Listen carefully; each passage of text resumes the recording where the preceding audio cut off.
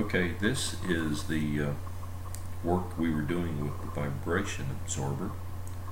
And to get started, just as a review, I would like to do a 1 degree of freedom system.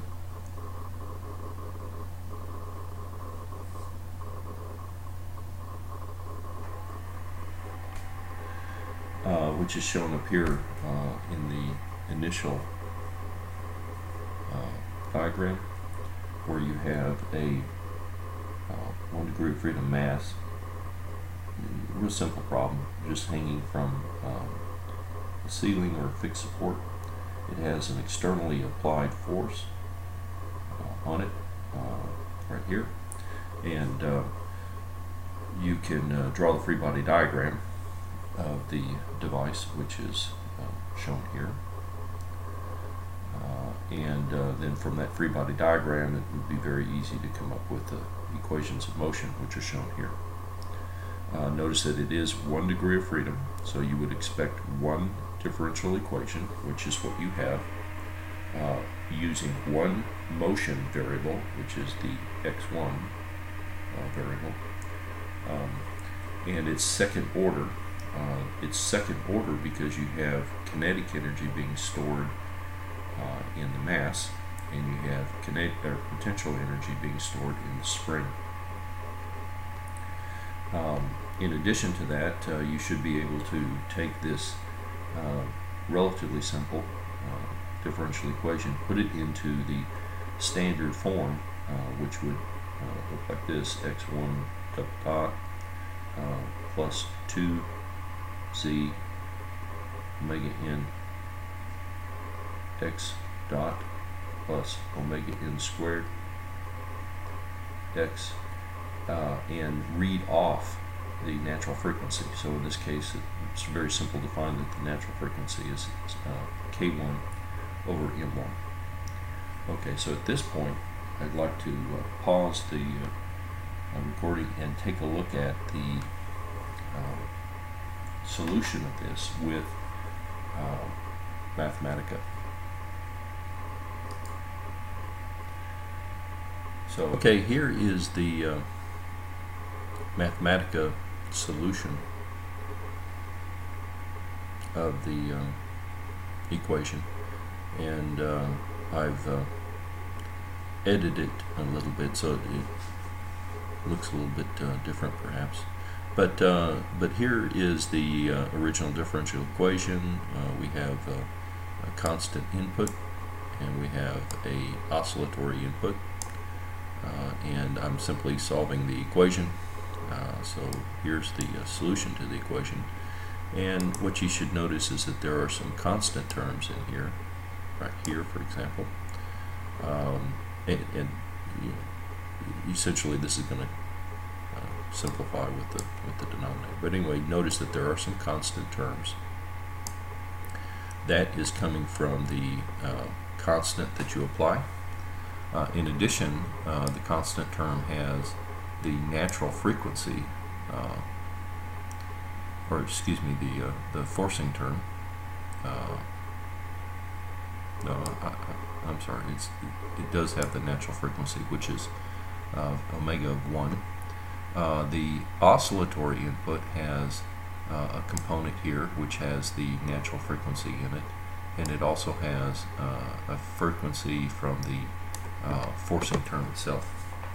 Okay, so all I did here was I just simply cut and pasted essentially the solution from above, so I can make things a little easier. And then what I'm doing is I'm plotting the solution for a couple of different values of the constant forcing term and the oscillatory term. So in the first plot right here is the solution if the the constant is 1 and the oscillatory magnitude is 1. And notice that what's happening is you have at least 2 frequencies. They're actually exactly 2 frequencies, because you've got these large humps that are occurring less frequently than you have these smaller humps. So what's happening is you have a mixture, just like you have in the equation up here, you have a mixture of frequencies that are occurring in this. That's because you have part of the transient and the steady state solutions that are kind of mixing together. If you drop out the constant forcing term, then you'll end up with this plot here, and notice that it's symmetrical about the y-axis because you don't have any constant offset to it. So you might kind of anticipate or expect these kinds of solutions. The other thing that would be instrumental to take a look at, I guess, would be to change this frequency so that the natural frequency becomes equal to the forcing frequency. So if you did, we'll just simply make the forcing frequency equal to the natural and execute these. And what have I done? I've done something wrong. I don't know what I did. Let me pause it and figure it out. Okay, basically what was happening is I have a singularity when you hit exactly the natural frequency. So what I've done is I've put in a number that's pretty doggone close to 1 for the frequency, the forcing frequency, so that it can avoid taking 1 over 0 and then crashing. So anyway, if you execute those, you end up with these plots. So this one here is the plot when your constant forcing term is equal to a 1, and you have a natural or forcing frequency, which is pretty close to the natural. And you can see what's happening. It's growing as time goes by, which you would probably expect. And essentially what happens is when you excite a system at its natural frequency, it tends to pump energy into the system. So if you're looking to get energy into something, then you want to excite it at a natural frequency if it has one. And then down here is the plot when you leave out the constant term. And you can see that the second plot with 0 constant is symmetrical about the axis. So anyway, this is essentially what happens when you hit the natural frequency. If you want to look at the steady state values, then what you can do is put in a little bit of damping. So down here what I've done is I've modified the original differential equation, and I've just added a tiny amount of damping to the equation. Damping tends to move things and make things look strange, and so what I want to do is be able to allow the system to reach steady state so that we can take a look at what it looks like when it gets there. So I've just added a little bit of damping, but I didn't want it to mess up, in a sense, the solution. So I've added a tiny amount of damping. We'll go ahead and solve that equation, and what I'm doing here is just writing down the steady state solution that I get from the previous one. And so we'll execute that. So what happens is now this is a plot, and it'll be the plot that occurs at steady state. And the reason for that is if you look at the differential equation, the time constant is about 2,000 seconds. So I'm plotting from 8,000 4 time constants, from 4 time constants to 4 time constants plus about 30 seconds. So I'm making the same plots that I did above. This time I'm looking at, or hoping to look at, the steady state. So here's the steady state solutions. If you notice here, you don't see that you don't see any evidence of 2 frequencies, and that's because when you hit steady state, the transient is gone. So just to show you that, what I'll do is I'll change this base time that I'm plotting. So now I'm going to plot from 0 to 30 and re-execute. And here we go. And you can see there's clear evidence that you have 2 frequencies in there, and that's because you're at the transient period. If you make this, say, 100, the base time, plot it again.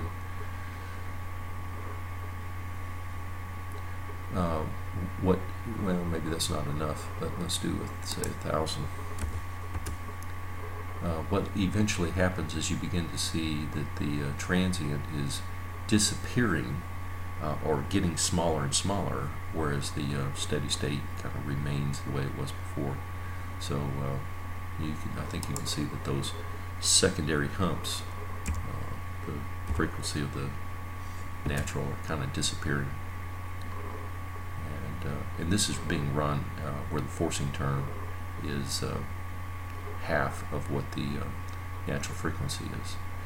If you were to run it at a higher than natural, so we'll change the natural frequency 3 halves, so it's going to be higher than the other. You'll see these humps coming from the forcing term to be quicker than the transients. Okay, so there we go, and then we can put it back to about 4 time constants, which is about 8,000 if I remember right. And at that point, then your transient is essentially gone, and you have nothing but what appears to be the forcing term. So that kind of, I think, demonstrates the other. So let's put in this case, omega equals 3 halves. Actually, let's put it back the way it was. So we put in 1/2 as the frequencies. So this is below the natural frequency, and we're looking at the steady state. Let's take a look at the one that's symmetrical. It's easier to kind of see what I want to show you. I'm going to right-click on this and pull up the coordinate values. So I'm going to just kind of hover over this peak, if I can find it close. So the peak is about 1.3. There we go, about 1.31. And then the low peak, it should be symmetrical. So if I can get a hold of it, well, anyway, it's hard to navigate with this mouse. But anyway, it's symmetrical. So the lower peak is about 1.3. So what I'm going to do then is just simply take the initial transfer function, the one that does not have damping, and or excuse me, I'm going to get the solve for the transfer function. So I replace all of the derivatives with s, just like before. I solve for the output over the input. So the transfer function, the output equals input over 1 minus 1 plus s squared. And so the transfer function is, if you divide by input, you get the transfer function to be here. It's fairly simple. Then what I want to do is find the steady state response. So what I do is I take the transfer function and I substitute in s equals I omega. Omega is the forcing frequency. That's the frequency that I'm going to shake it at. I've taught you in class how to find this by hand, but what we're going to do here is just ask the Mathematica to tell us how big is this transfer function at W. So I just ask for the absolute value of it, and I ask for this percent mark means the previous result is what I want you to use. And so what it does is it puts in omega equal 1/2 into the previous result. And so here's the solutions. Here's the original transfer function when I substitute in s equals I omega, and then I simply ask for the absolute value of it, and this is what the absolute value is, and then I ask for it as a number when you plug in omega equal 1/2, and it's 4/3. So what it's telling me is at steady state, this solution will have a magnitude of 1.3, and that's what we saw up here on the graph when I pulled up the coordinates, and you hover up here, and it's 1.3, close enough, 1.324. If I could hover the mouse a little closer, I'd end up finding out it was really a 1.33. Okay, so hopefully this shows you that there is a relationship between the response of the system, which is shown in the graph, and the magnitude that you can calculate from here. You can also calculate angles of these transfer functions. So, for example, the sine wave of the input begins with, because it's the sine, it would begin at 0, but this output is going to be shifted slightly from the other. You can see where the magnitude, where the response comes off. It's not at the origin like you might expect. Okay, so let's move forward. There's a couple of references here that I'm going to show YouTube videos of things that are happening. So at this point, what I'm going to do is go back to the iPad and continue there and show what happens when you put on a vibration absorber. Okay, so we're back here to the work that we had before, and so now what the vibration absorber does is it hangs another mass right here on the previous mass, so it doesn't really change anything in the previous problem. All it does is add on another mass with a spring to the original structure. So now this will be a 2 degree of freedom system. It happens to be 4th order because you're storing energy in mass 1, kinetic in mass 2, potential in spring 1, and potential in spring 2. So now that you have 2 masses, you draw 2 free body diagrams. So you have this one, which is slightly different from the original, and you have this new free body diagram for the absorber mass that you've attached to it. Over here you have your 2 equations that you would expect because it's 2 degrees of freedom. So you would expect 2 differential equations, which is what I have. And you can see, hopefully you can see that these equations come straight off of the free body diagrams. Okay, so this is the equations that govern the absorber problem. Unfortunately, had a little bit of a technical glitch and lost the iPad connection, but I'm back. Let's take a look at these equations and try to solve them in Mathematica. As I was saying before the glitch, unfortunately you can't really look at these equations and use the simplified standard form of the equation to identify what the natural frequencies are. So it's a little bit more complex. But anyway, we'll come over here to Mathematica, and now what we'll do is we will have these 2 equations. Let's see, I can find my bearings. Okay, so we'll carry on here. In this case, I'm going to let K2 be 1/4. So if you notice, it's less stiff than the original spring, and I'm going to choose mass 2 to equal K2. So if you had only the equations for the absorber, in other words, you just ignore the fact that it's attached to mass 1, but if you have a spring and a mass of the absorber, and you size it, is what I'm doing here. I'm sizing the absorber so that the natural frequency of the absorber all by itself is equal to the original natural frequency of the system it was attached to. Because if you remember, we chose K1 and M1 to be 1, and so that gave us a natural frequency of the original structure equal to 1.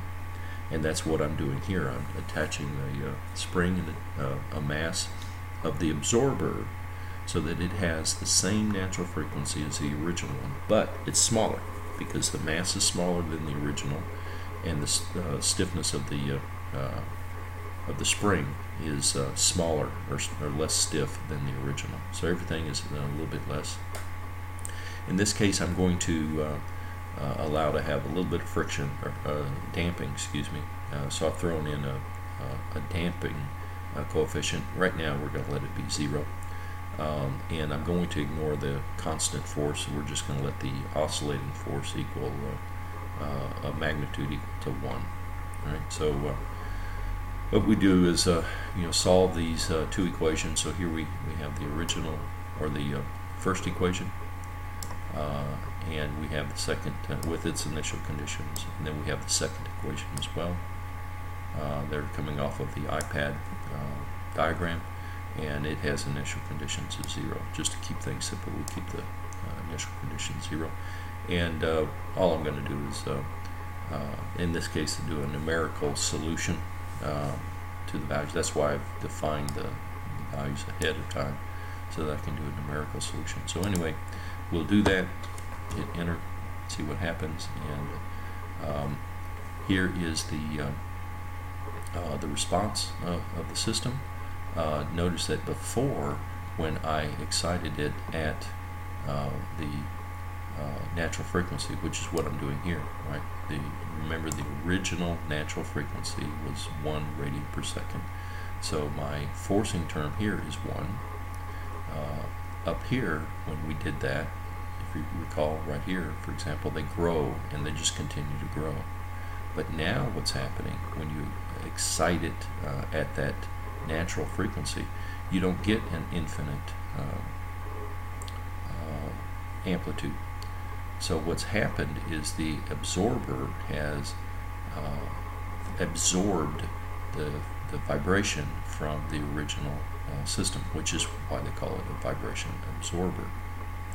Okay, I have some videos that if I can pull up here, I will show. Let's see, they should be right in here. So let's shrink this down.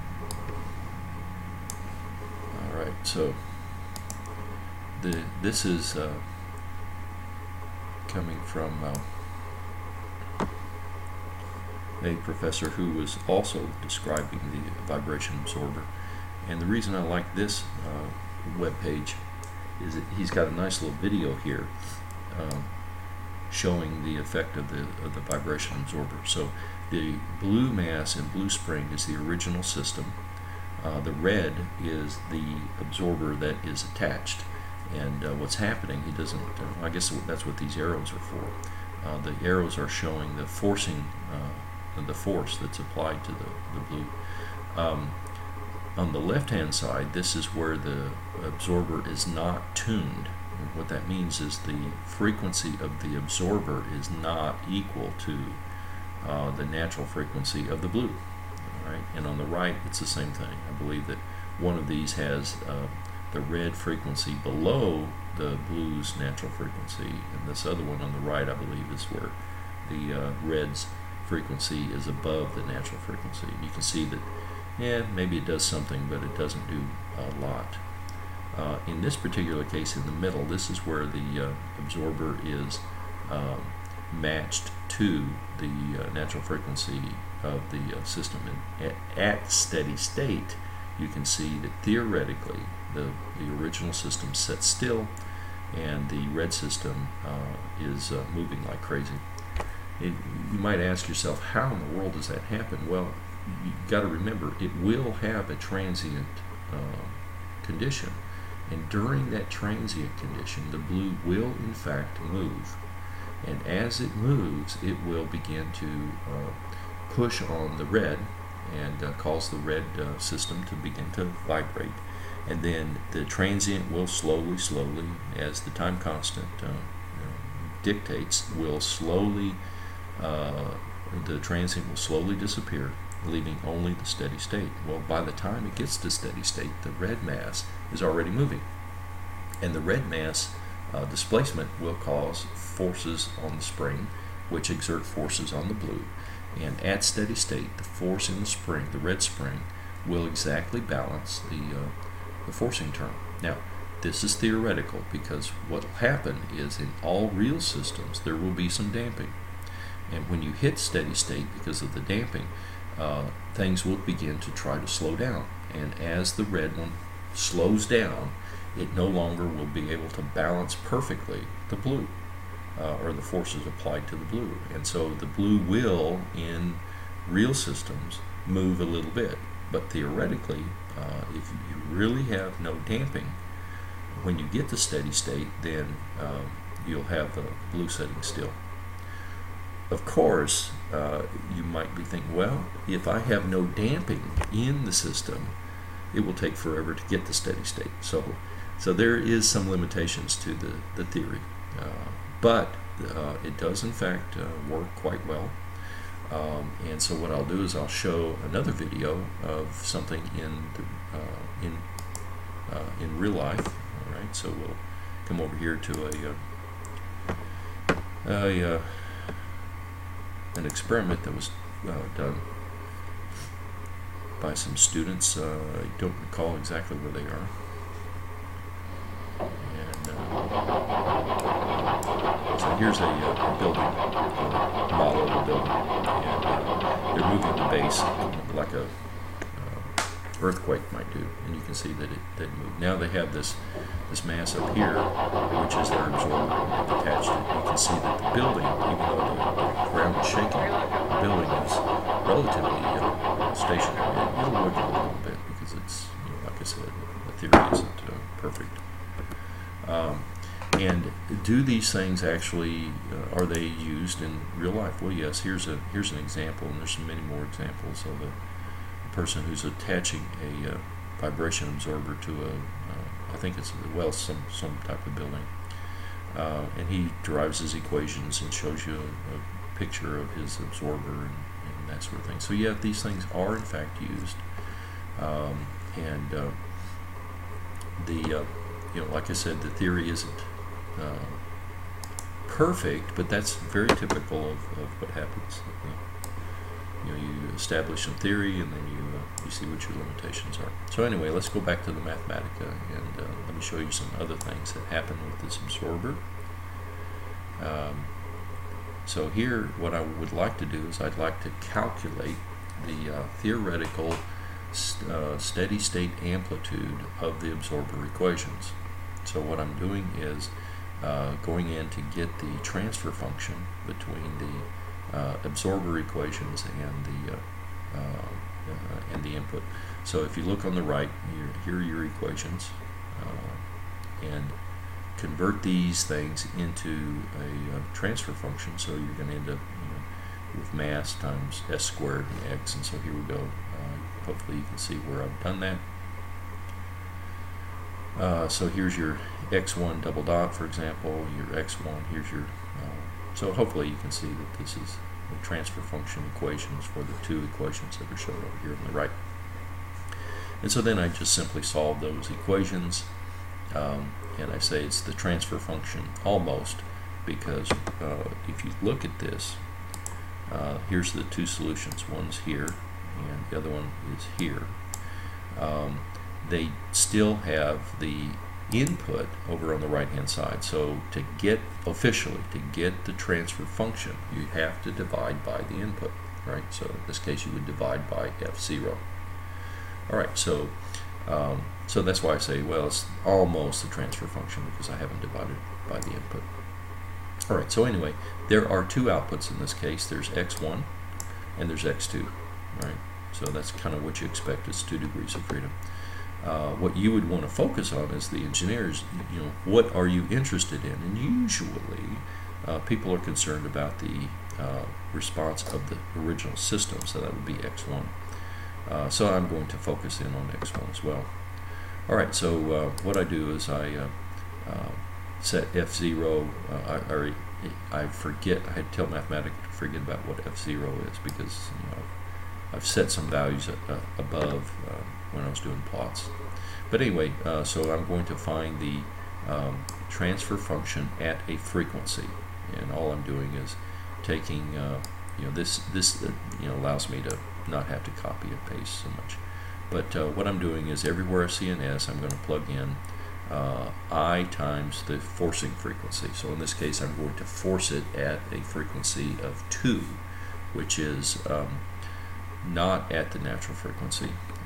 But anyway, we get the, like I've done before, I'm going to get the absolute value of the transfer function at frequency, and then I'm also going to find the angle at that frequency.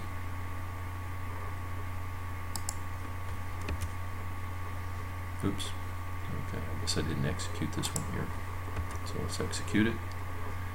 Now let's see what happens to us. Okay. So in this particular case, I have a absolute value. So I have a magnitude at steady state of 0.375. That's when you're shaking it at twice the natural frequency of the original system. What I'd like to point out is if I shake it at 1, the frequency of 1. This means I'm shaking it at the natural frequency of the original system. I execute the same thing, and what happens is, right here, the absolute value, that's the magnitude of the steady state output, is equal to 0. So in other words, what I'm saying is, if you have theoretically, if you have the absorber tuned to the frequency, the natural frequency, your output amplitude is equal to 0.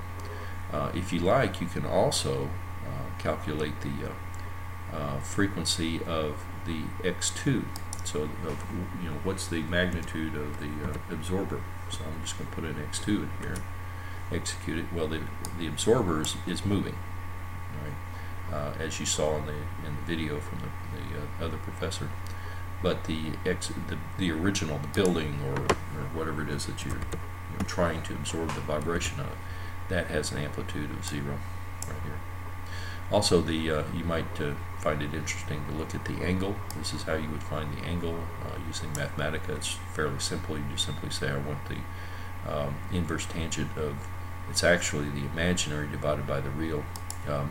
For whatever reason, Mathematica, when it does an inverse tangent, the first argument is the denominator, and the second argument is the numerator. So it's the imaginary term divided by the real term of the transfer function, and then I just turn it into degrees. So if you happen to be below the natural frequency, then it moves, and you have an angle of 0. So what's happening is, and this is when it has no damping. So what's happening is it's in phase. So when the input peaks, so does the output. It peaks as well. If you get above the natural frequency, then your angle is 180, and you've probably seen that with the paddleball games. When you're hitting a ball that's connected to your paddle with a rubber band, the ball reaches its furthest extent when the paddle is back. It's its furthest extent. They come together and they hit each other. So it's out of phase by 180 degrees at the natural frequency. Again, you find out that the angle is equal to 0. So it's in phase when it's at that. Okay, so that's a vibration absorber. I think I've shown you how to draw free body diagrams, get the steady state values, and all that sort of thing. Again, the limitation of these values is when you're doing these calculations, these are the values when you get to steady state. If you have no damping in the system, it will take you forever to get to steady state. So in the real world, if you really had no damping, you won't really see the 0 vibration of the original system, because you'll never get to steady state because there's no damping. If you add damping, then it will, the equations will show you that it's not perfectly 0. So I believe I have a place for some damping here, so we'll put in a small amount of damping. So maybe I don't know, let's do 0.1 because I want to emphasize the difference. So here we go. There's the equations when they have damping, and here is the solution when they have damping. And then we'll find the magnitude of these at the frequency, and you can see that it's no longer 0. It's actually got an amplitude of 1.6. So you add damping, it will not theoretically be 0. It'll be smaller typically, but not 0. But at least you do get to a steady state. So that's it. That's a vibration absorber. I'll post this recording as soon as I edit it a little bit.